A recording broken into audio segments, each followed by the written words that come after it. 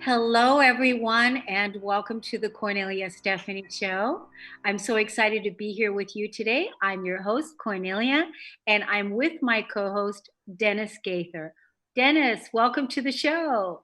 Thank you, Kornelia. It's always a pleasure to be here doing these conversations with you.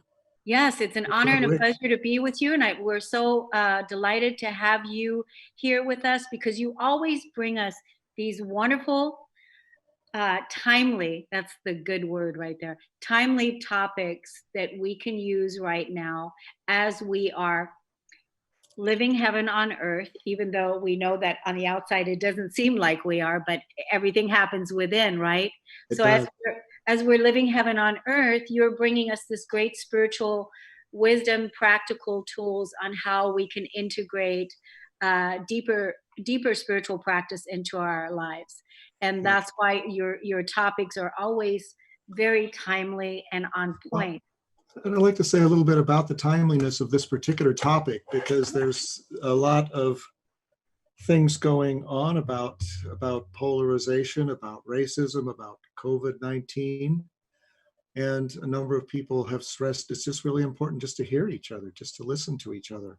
Mm-hmm. Often that is what is most needed. And that's what this whole practice here of loving presence is about. It's about a particular way of there are many ways, of course. I'm going to just say this is a way that can be really deep and nourishing. So yeah, I'm happy to share it with you. Yep. Yeah, and so I didn't use the title yet, but the title of today's show is The Art of Loving Presence. And that's what we're going to get into today. But ladies and gentlemen, I invite you right now to go grab your partners, to go grab your, significant others, your friends, the people that you have relationship with, so that you can participate and listen to ways that can really strengthen your relationship by practicing this loving presence. And Dennis and I are going to, he always has us do these wonderful exercises. We'll do a little bit of that at the end, which is fun. And so, but for now, why don't we start, Dennis, with you telling us, defining what exactly is loving presence? Okay. Well, I'm going to start with actually a little story and a little poem here too. This is a little short poem that we actually often use in our loving presence trainings in Hakomi. And it goes like this. It says, "Nothing else matters half so much to reassure one another, to answer each other. Everyone has inside himself, what shall I call it? A piece of good news." The practice of loving presence is about actually noticing that piece of good news, but actually letting ourselves be nourished by it. But I want to tell you a little story. This happened, it just, kind of came to mind as I was thinking about this. And it happened a few years ago, a number of years ago, and it was involved as part of the preparation for a project overseas. It was with Global Citizen Journey. We've talked about those projects before. This one happened to be the very first one. It was going to Nigeria, to the Niger Delta. And it was an area where there had been a lot of conflict, and we knew that. And so there was a certain anticipation. We were building a library there, finishing a library, but there was also a lot of just fostering connection with ourselves and getting to know each other, and very multifaceted with about 15 North Americans and similar number of Nigerians from different parts of Nigeria.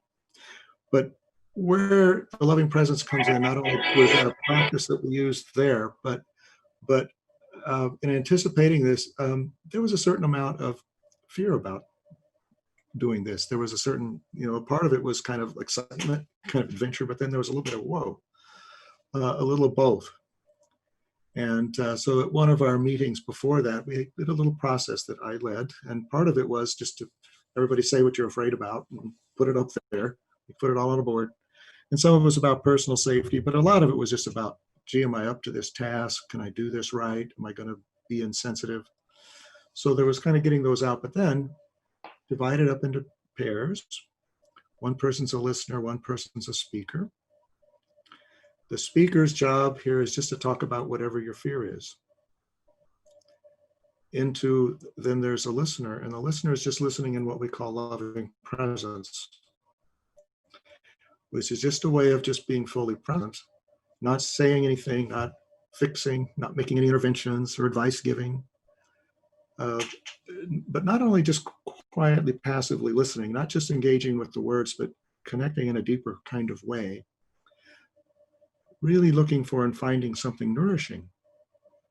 And in this case, often it was just being inspired by the courage or the determination or the willingness, and then really taking in that experience of nourishment as the listener and noticing how that impacts the relationship.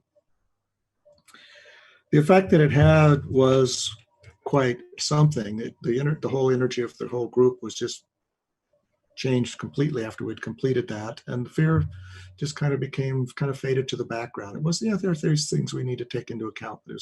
There was an ease, nothing but just simply talking about whatever it is that was on our mind, but then being received by someone who's actually being nourished by us as we're doing that.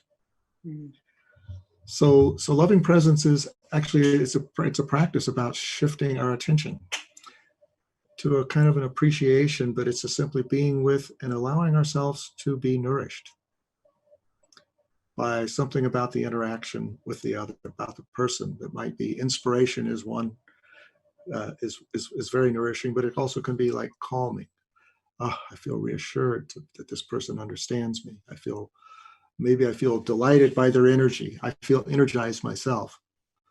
And in this particular practice, we would then share with the other person how we were nourished by them. So that's basically the idea of loving presence. Let's say a little bit about that. So it's a little bit different from normal conversation, though, because in normal conversation, we're really mostly attending to the story. And it's not that we ignore the story, but we're really much more interested in the storyteller. And what is it about the storyteller that's nourishing us? And so it's in much of normal conversation, some of our focus, if we're in a place of pain or distress, really we tend to be kind of pretty focused within ourselves. Or I might be, I'm here for you, which sounds good, but can be kind of exhausting after a while. But loving presence is about actually being with both. It's about being fully present with the other person, but also with ourselves, because you're not going to be able to tell if you're being nourished or not if you don't feel what's going on inside yourself at the same time. So it's really an attending to self as well as the other. And that is a practice that is not what is in normal conversation, at least not consciously, but it kind of takes it a step beyond usual conversation. Yeah, I love that. I love it because I practice this loving presence as well. And I know how nourishing it is when you have communication with the other person and you feel actually held, you feel heard, you feel someone's presence is with you, like you feel gotten. Right. That feeling, and it's a great feeling. And I really feel like this is a wonderful practice for couples, most especially, to bring into their relationship, to just open it up, even with the invitation. Hey, you want to do loving presence right now? Could we have a session of loving presence, or could we have a communication of loving presence? Yes, it's a great way to start and end your day. It's a great practice with coworkers. But you can actually practice loving presence. The practice of loving presence is just letting yourself be nourished in many kinds of interactions. So I might just be going to the store. I might just let myself be nourished by something about someone that I see. I may not directly communicate that with them if it's not an appropriate thing to be doing, but I can let myself be nourished anyway. But we teach it and learn it as actually as a practice where we're actually sharing that with shared intention of loving presence. Do you feel that our audience is being nourished about this conversation? Well, I'm certainly feeling nourished. When you kind of light up and smile like that, something smiles inside me. I am kind of nourished by the thought that at least some people might be feeling nourished. So that feels kind of good. I get kind of a nice warm feeling about that. But a lot of my own sense of feeling nourished is about my receptivity to it. So that's one of the things about practicing loving presence is if I'm speaking, I'm not trying to make it nourishing. But as I'm listening, I'm open to the nourishment that's naturally there. And there is always something there. There might be an inner beauty, an inner glow. There might be some way in which someone has faced a challenge in their life that moves me or touches me. There might be something in their smile that kind of lights me up, their sense of humor that opens a little space in me. So or there might be just something even beyond what my senses can perceive. It's just sort of like I just feel a loving presence or just a sense of connection or intimacy that for me, then I start to feel safer. It feels like, okay, now I can open my heart more. My protectors can step back more. So it's about actually, so this practice is really about, interestingly, it's not simply about being loving for somebody. It's about actually receiving. But the result is that the person actually does feel more loved and gotten, kind of organically without trying to do it that way. It's quite almost paradoxical, but what could be more juicy for someone than, wow, this person is really feeling nourished by my being here with them. I mean, what could be more juicy than that, to be able to feel that, to know that? Yes, absolutely. So then we get into situations where there's challenge, where somebody's talking about something that's really challenging for them. And one can certainly engage that on many levels. It could be on the level of form about whatever the issues are, and that's okay. But if one can kind of hold also, there's something about this person whom I disagree with completely, but there's actually something about them that I actually can be nourished by too. It's a good way to look at it. It's a really good way to look at it. Why don't Yeah. we take a break, Dennis? And when we come back, we're going to talk about how loving presence affects us differently in relationships. Oh, all righty. Unless you have something else that you want to. No, that's good. Let's take a break. Yep, let's take a break and we'll be right back.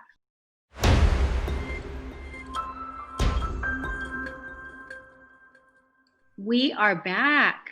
And during the break, Dennis and I were talking about loving presence, and it's raining here in Washington State.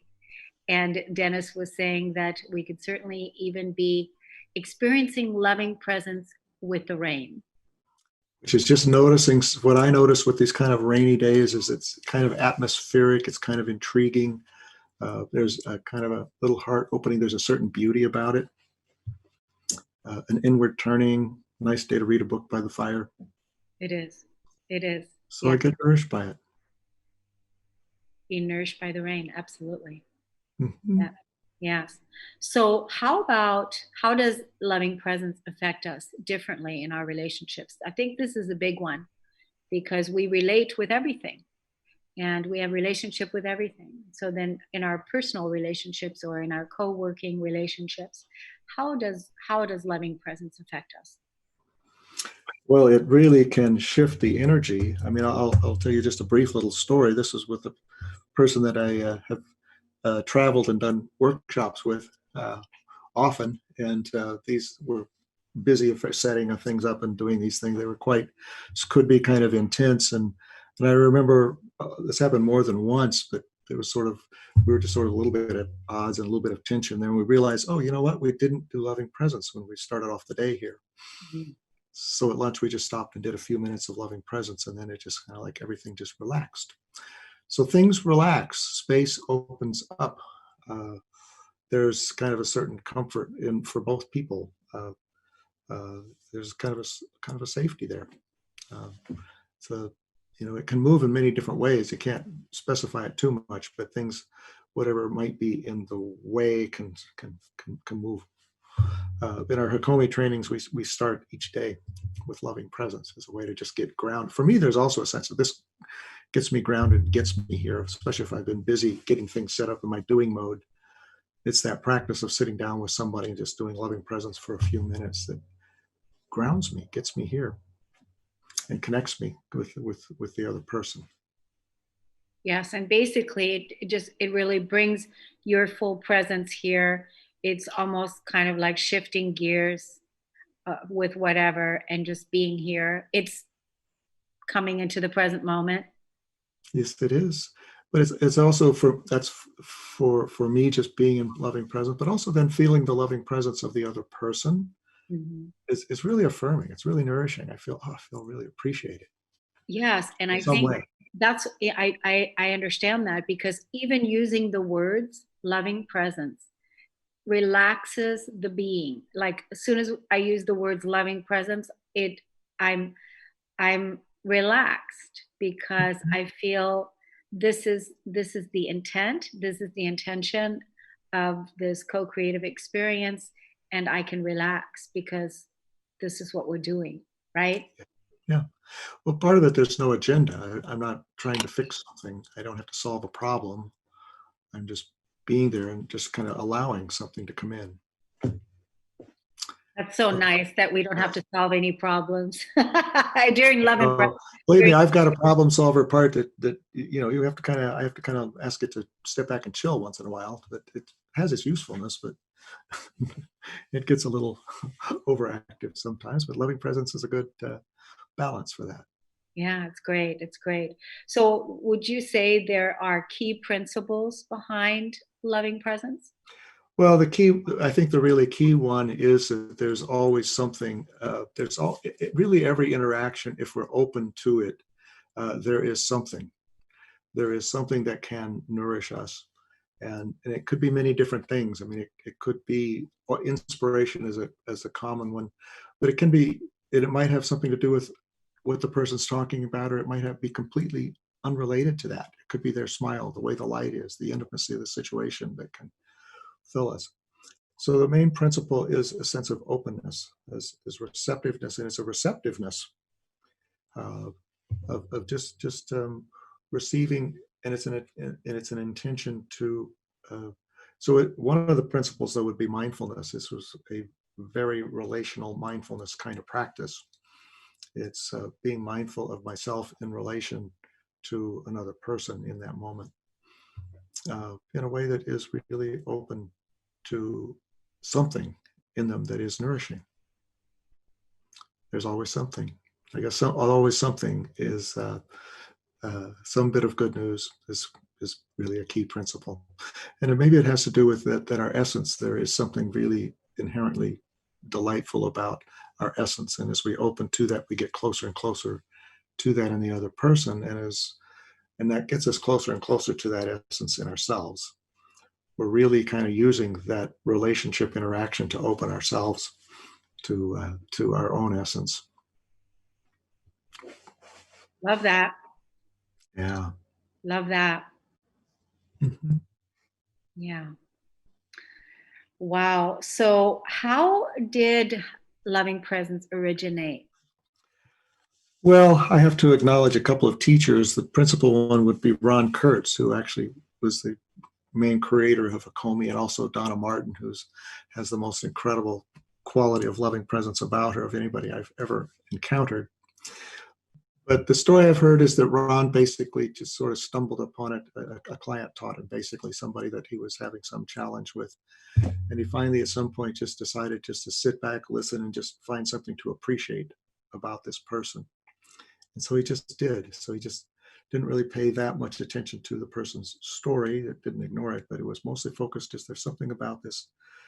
And he noticed he felt more relaxed. He wasn't so burned out and frustrated, but also the person started to change too. And so then that became sort of the background practice for Hakomi, is when we don't know what else to do or to start with, we just start with loving presence. One way of saying that is start of the conversation or the interaction.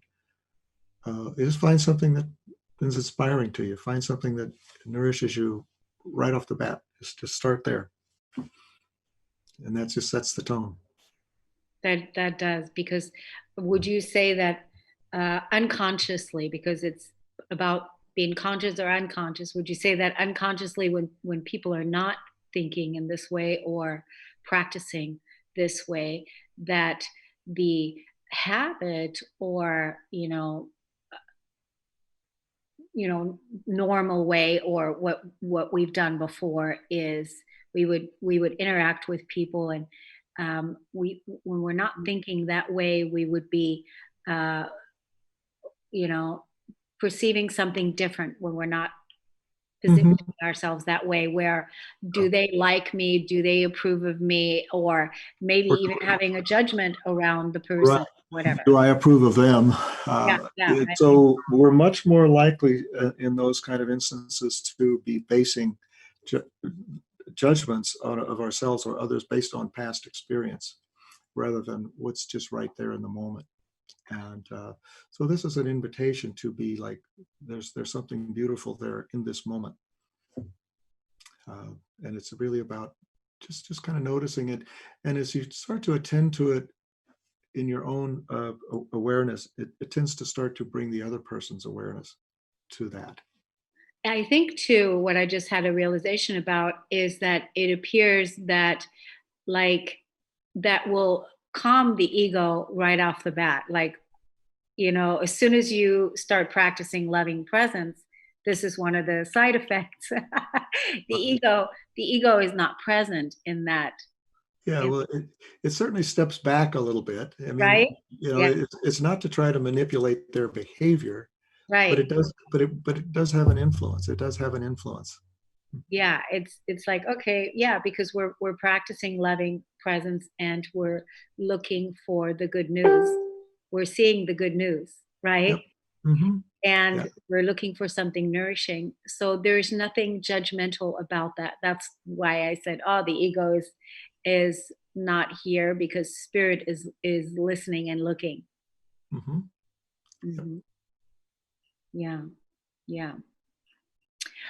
Do you want to let the audience know, for those of you that don't know about Hakomi, because you've mentioned it a couple times, and Yeah. people that are just tuning in for the first time, you are a Hakomi practitioner. You Yeah, I'm actually one of the senior trainers for the Seattle Hakomi Educational Network. And if you Google Seattle Hakomi, you'll find us. And we have workshops and training, including a 2-day long workshop on loving presence. And we're in our adaptation to the new thing here is we're actually this year for the first time offering some of these trainings online.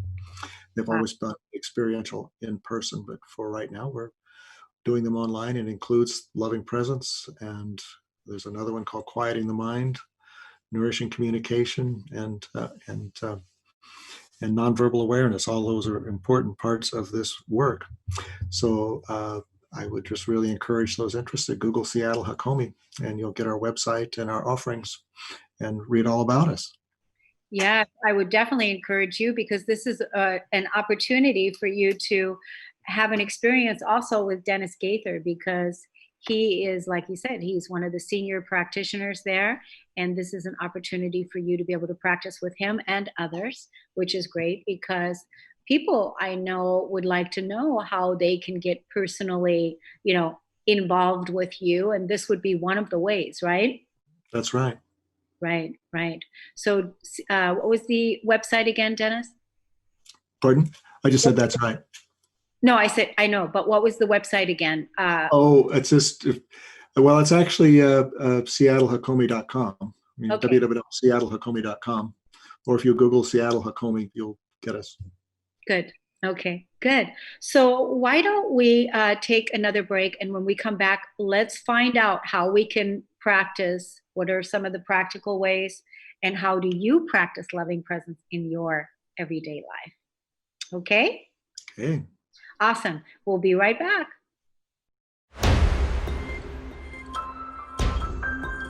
Dennis, how do you use loving presence in practical ways? Well, in practical kind of ways, just to be very, very practical about it, I think of it as it's a mindless practice.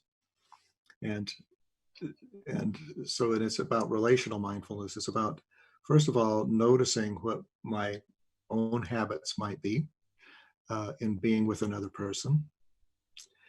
So things like little parts of me that might want to fix something or solve something. So it's about all of us. First of all, just noticing our habits that might get in the way, and then inviting those to step aside, kind of interrupting them in some way. But then it's like I'd like to take a breath here, taking a breath and just kind of what we call seeing through. It's like seeing beyond the surface. And that's really not like a strain to see beyond. It's more like I'm just sort of willing to. I'm willing to see beyond whatever the stuff here is. And as I start to do that, as we start to do that, there's something of the essence that comes through. And it just follows then to just really receive that as nourishment. And it's really more about just kind of receiving the felt sense of the nourishment. And then maybe if I were to communicate about it, I might have to put a word to it, but it's really about more just experiencing the felt sense of it. And a lot of times it's just the feeling of connection, the feeling of interaction. And just there's kind of a delight, like in this conversation, just sort of a delight in connecting with you in this way and being able to share about this. There's something that whenever I am sharing something that seems meaningful to me, that's just like somebody will take this and it will be useful somewhere or helpful to someone that I'll never meet. That, for some reason, that always just touches my heart in some way. I sort of have a sense of a larger awareness. Yes, I love that because it's one of those things like, it's that inspiration, like, oh, like when you're opening up, a piece in a book, a good piece, and you're reading a quote or something, it's exactly something that you needed to hear. And so like the conversation that you and I are having here, and that whoever's listening, this, will inspire and nourish them on a level that we don't even know about, right? And how what a good feeling that is, that it is serving and it is helping. Yeah. I like to just envision with all the different things happening in the world today, I like to just see that as the idea, envision this being a way of people engaging with each other more and more. I love that. What an impact that could make in how the world is, really. So there's a personal level of how it can be impactful, but there's of course kind of a vision of something much larger than my personal experience that feeds me as well. Yeah. Just holding that vision is there's a sense of expansion that I appreciate with that. Yeah, I love that. I'll support you in that vision. Definitely. Let's Oh, let that ripple out. yep. I know that's been very much a shared purpose you and I have had. Very much Very much. Yep. so. Yeah. It's beautiful. We want to see it in the school systems. We want to see it in the government. We want Mhm. to see it in the workplace. We want to see it Absolutely. in the healthcare system. Like when you walk into the doctor's office, that you have a moment of loving presence. I mean, Yep. in all the That's places. good. Yep. And it's kind of the key, I think, is just remembering it, because it's easy to get caught in the busyness of the day. I do it. I get caught in the busyness of the day, but then when I do remember, it shifts things. So Yeah. sometimes I just have to notice the busyness and okay, time to step back.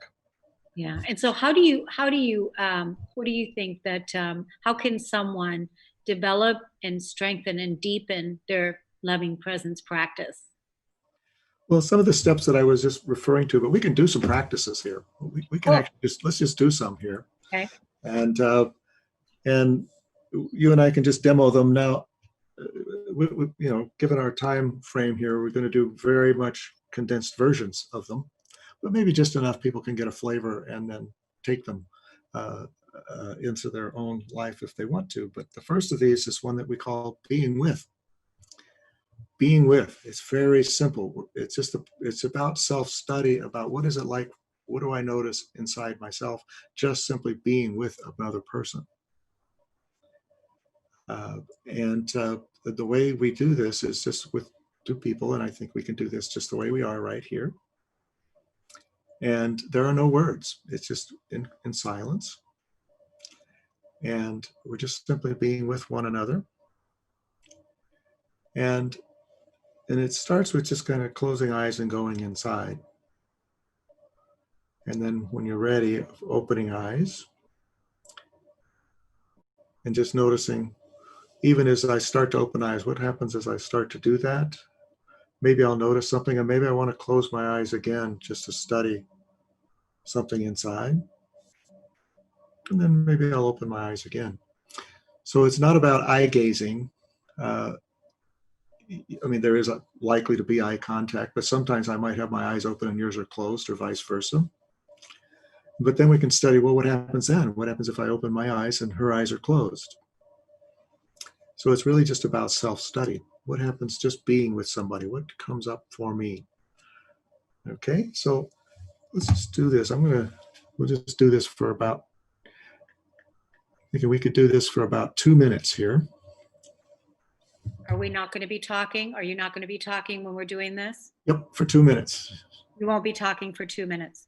Yeah. So for those of you that are listening on the podcast, you're still here. Okay, well, I can shorten it to about a minute. That is kind of a hard, long time. Let's Okay. shorten it to about a minute or so. Okay. But I'm going to suggest, if you're actually doing this with someone, to take a lot longer time than that. Oh yeah. 10 minutes or whatever you're comfortable with is a better amount of time. But we're just demoing here. So all right, so we can just go ahead and just begin. So I'm going to close my eyes and stop talking.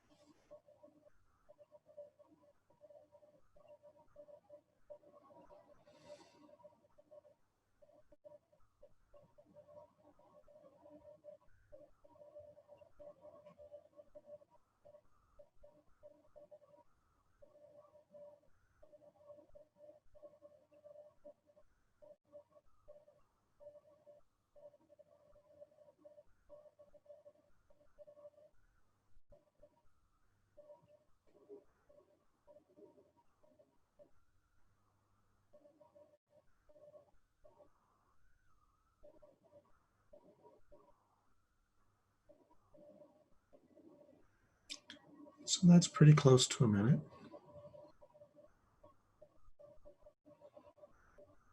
And so sometimes I had my eyes closed, and sometimes I opened them, and sometimes closed.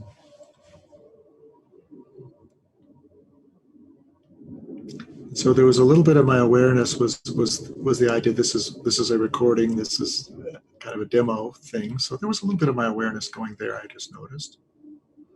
I had that. I had a thought that, we're recording, people are listening, I hope they're okay, kind of thing. There was a little bit of that. How long are we going to leave them in the quiet? So I think that might have impacted just simply being with you in that way. But I wasn't there long. It just was a second. I brought myself back. It's like, it's just that brought myself back right here, right now. Yeah. In the state of being, because this was the piece is. Right. And there's no right or wrong way. It's about just discovering whatever. And sometimes the situation in which we're doing this practice will influence whatever we're noticing. So it's just like self-studying. We like to say in Hakomi workshops that we have the smallest police force in the world. There's nobody signs up for it. You can't do it wrong. We can't do it wrong.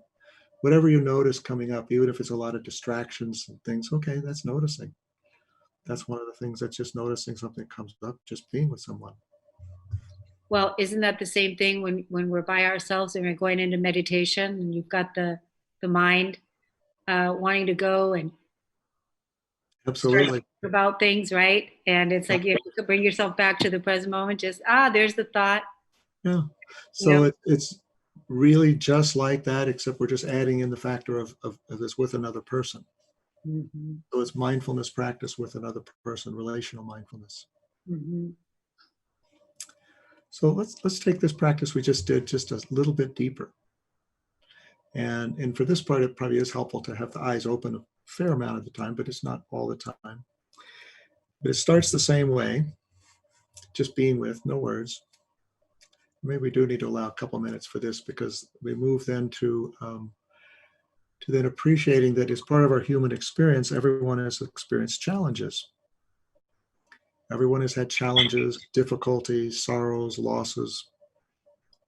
And so we just kind of being with the other person with an awareness that this person in front of you has experienced that without knowing what it is. Just with, and see how that affects the filter as you're being with them. That's part two. The third part then is that in spite of that, they've persevered, they've overcome, they've had strength, they've showed strength. They're here, they survived. So there's something very moving about that. So it's in recognizing their strength in overcoming that. And so then we focus on that and notice how that affects the filter. So we're just being with, but now we're intentionally shifting the filters around a little bit. One is the acknowledgement of the human condition. There's been suffering, there's been challenge.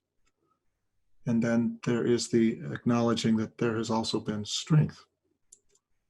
There's been perseverance, or even just stubbornness. There's been something that's gotten them through and gotten them here, gotten them doing this kind of stuff. Got it? Hey. All right. So maybe for this one, we probably really should take 2 minutes. But you know, if someone is doing the audio, just listening by audio, maybe if you're with someone, you could do the same thing. Or if you're by yourself, you can just imagine someone you know. Just imagine being with someone you know. And first, just take a few moments of just imagine yourself just sitting, being quietly with them. And then imagine just kind of the awareness that they have had challenges in their life. There's been pain, there's been loss. Seeing how that affects your being with them in your imagination. And then finally, but there's also some strength that's enabled them to get through it, to survive, to overcome. Something that might be inspiring. So just kind of shift the awareness to that and notice how that affects your filter.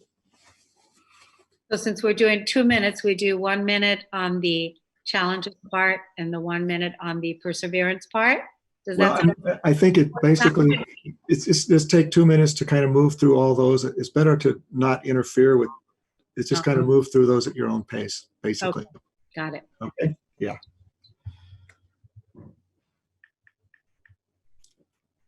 All right, I'm going to start. There we go.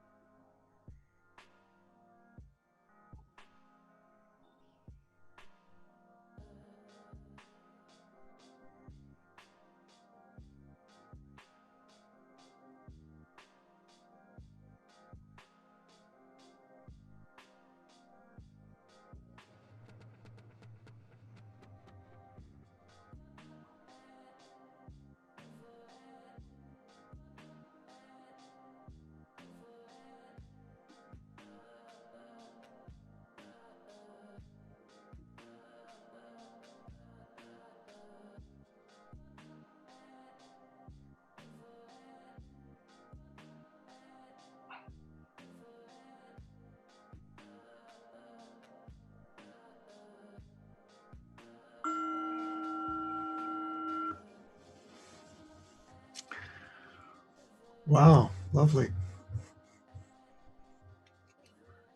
So I'll say what I noticed is there were places there where I could feel it early on. There was a deep sense of compassion. There was a kind of a feeling of kind of a sense of some sadness and a sense of compassion and kind of tender feeling. And kind of would close my eyes and go back inside. And one of the places where I opened up, and then there was like a sense of a depth. I felt a real kind of a feeling of going really deep, like wisdom or something behind all of that. And and so I felt kind of drawn into some deep place with you, without words. And then kind of coming back again. Then there was kind of a sweetness, kind of a tenderness.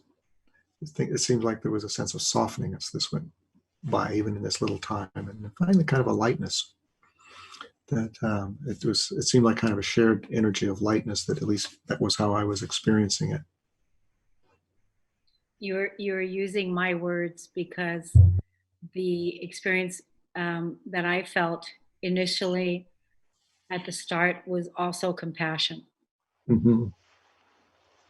The compassion was just melting compassion is what I was feeling. And I was there for a while, and after that it was um, there was an opening softness Mm-hmm. softness, and even, melting into the softness, Mm-hmm. right? And so now I'm in compassion and in softness, and just feeling at one with all of that, with you. Mm-hmm. And then when I opened my eyes, I'm looking at you and your face is changing. Uh-huh. Uh-huh. When you're talking to me about laughter or lightness, what I wanted to start laughing, because I saw your face changing. I Mhm. saw your face changing. Yeah, I saw yours change as well. Yes. It's So changing even as we speak.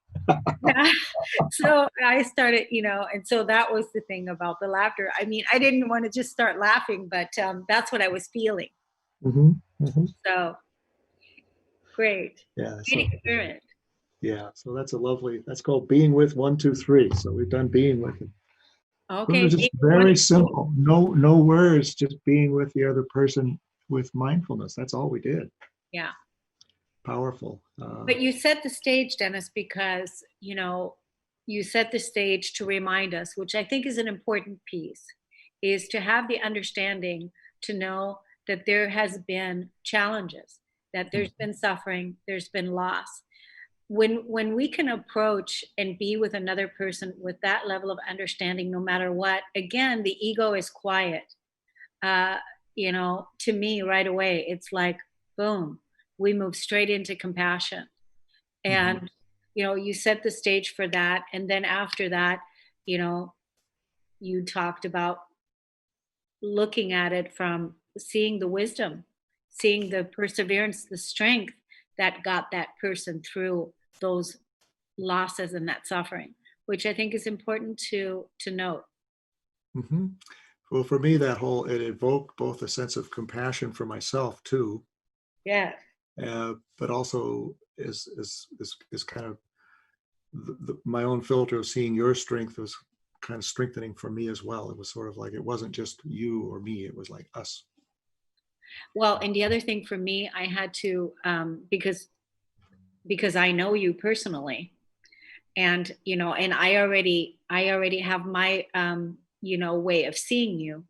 So when that came in a moment, because of how I see you, you know I think I've shared this with you privately, is in your highest.